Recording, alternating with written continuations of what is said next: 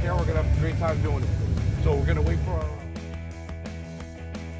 gauge. I got it where I wanted at 35 psi. Now this may be a little high.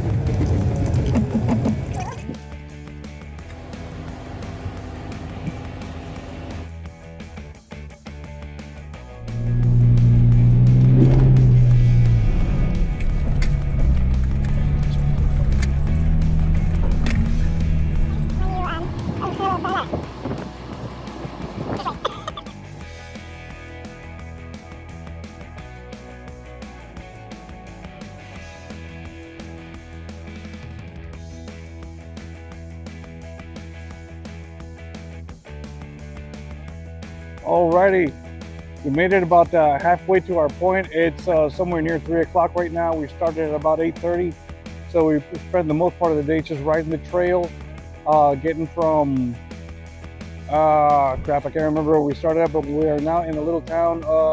Patty, what's the name of this town? We're in a little town called Caliente. So this is where we stopped. We gassed up, we're grabbing snacks. We have I guess, somewhat of a small meal. And then we still got like another, I guess, 80 miles, maybe 70 something miles to go, so we can get on back home. Now that one air spot, or the spot where we started airing down, that's also the air up location. So we gotta go around the mountain or through the mountain again. Whatever we did, it's just now in the other direction. So we're gonna go ahead and catch up with what we're doing. Yes, like I said, we're gassing up. We're gonna have a snack. We're gonna chill out for a moment. Then we'll get back on the trail.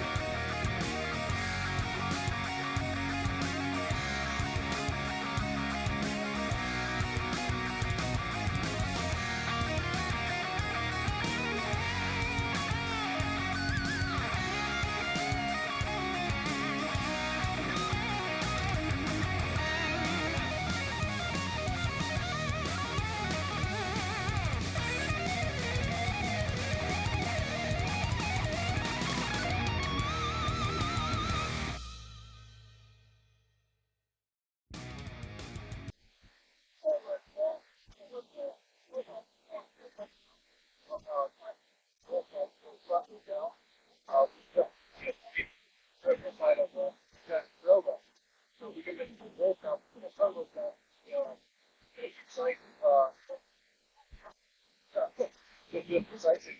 And, very thinking about the area. Well, right now, it's just all been sitting there, right? Think probably the next is a little wind. And it's over there, on the 700. You thought you were going to be something like that through both. Yeah, it's wonderful.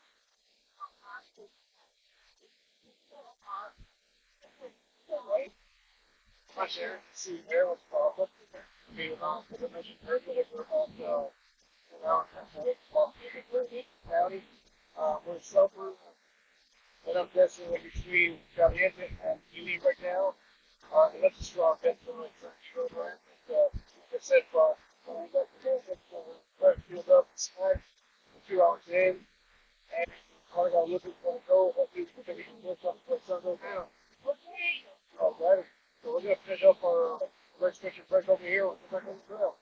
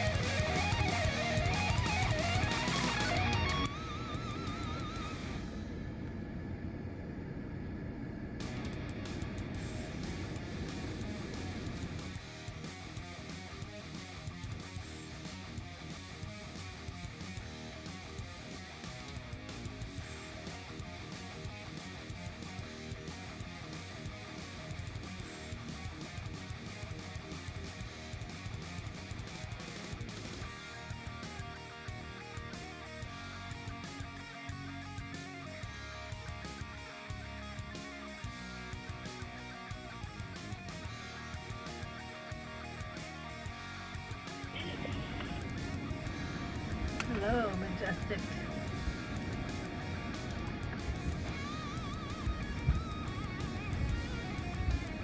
If you'd like, we can stop here and kind of walk around. Alright, so we finally made it. We are in Delamar. And we're going to take a look at some of the ruins behind me somewhere. There it is. Before us. There was quite a bit of them just about, I don't know, 2 minutes back. Probably all the same family or whatever they call it. But here we go. I'm going to show some of the ruins.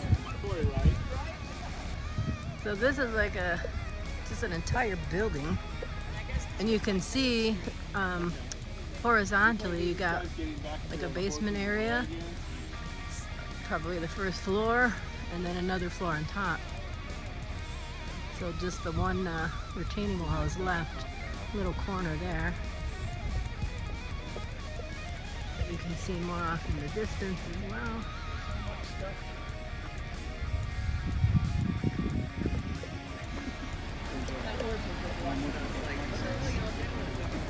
And then over here, let me zoom this in because it's like 3 levels of apartments.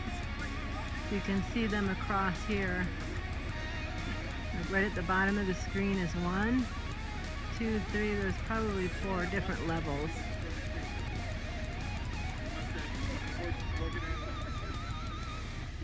And then there's some more ruins here.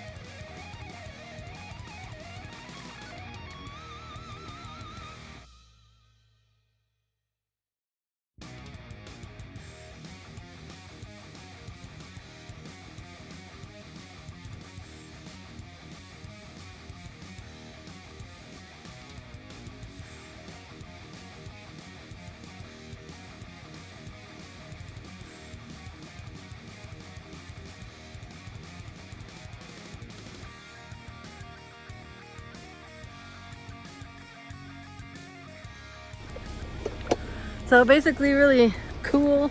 There were over 3,000 people that lived here back in late 1800s and early 1900s. I can't remember the name of the gold mine, but I'll look it up and tag it in this video. But they did something like $23 million in gold way back then. So this area was very, very wealthy. People lived fairly well. They had a post office here, and all that. So a lot of money pouring out of this place here.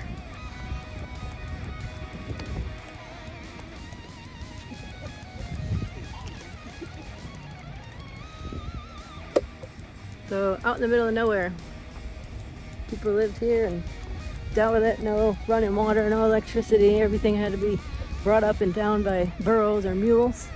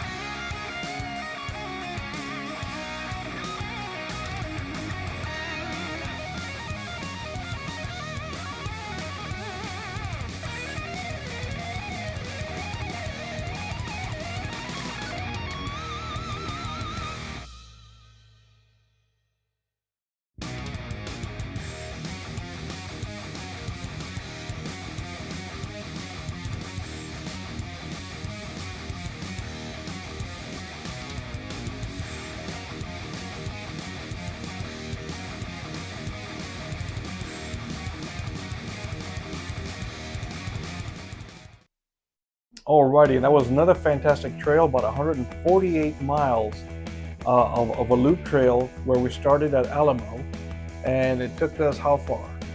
Well, it was 11 and a half hours or so, and it took an hour and a half just to get there, and then we gassed up and we had our trail briefing and all that. So it was a very long day, but yeah, 148 miles just on the trail. Now, when we started at Alamo, we went ahead and got on the dirt, as you noticed, and we had a good time just racing through the desert and the mountain.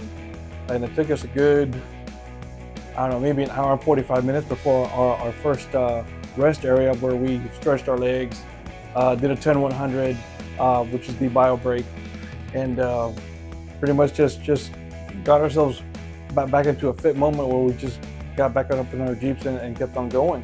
And of course, we trucked it along through the mountain for a good another hour and a half, hour and 45 minutes till we got to Caliente. Any thoughts on Caliente? Well, Caliente, getting to Caliente was really fun because we went up basically on top of the mountain, so we were about 7,000, maybe 7,200 feet above sea level, so it was really nice up there. It was cooler, and the views were spectacular as well. Well, definitely a treat for us, being from the desert ourselves and going up into the mountains and seeing all the greenery, where we were surrounded by Joshua trees and all of a sudden we're surrounded by pine trees. Definitely a nice new look. It was very refreshing to see so much green at such a high altitude. The couple of creek crossings that we had too, so we saw water. I remember that, a couple creek crossings. Yeah, we had a really great time with that. That's rare. And of course, by the time we got to Caliente, we just went ahead and rested, relaxed, refueled, got some snacks. And lunch. And some drinks. Soft drinks, not other kind of beverages. Yeah, we're still driving. I mean, by the time we get to Caliente, it's only been about three and a half hours, and we still had to make the trek all the way to the ruins. Yeah, to Delamar. Right, and of course along the way, we went ahead and stopped at the schoolhouse.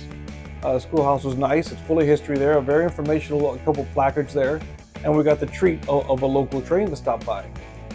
Yeah, that was really neat. Apparently he's been back and forth that route, of course, but he's never actually stopped to see the Elgin schoolhouse, so he did.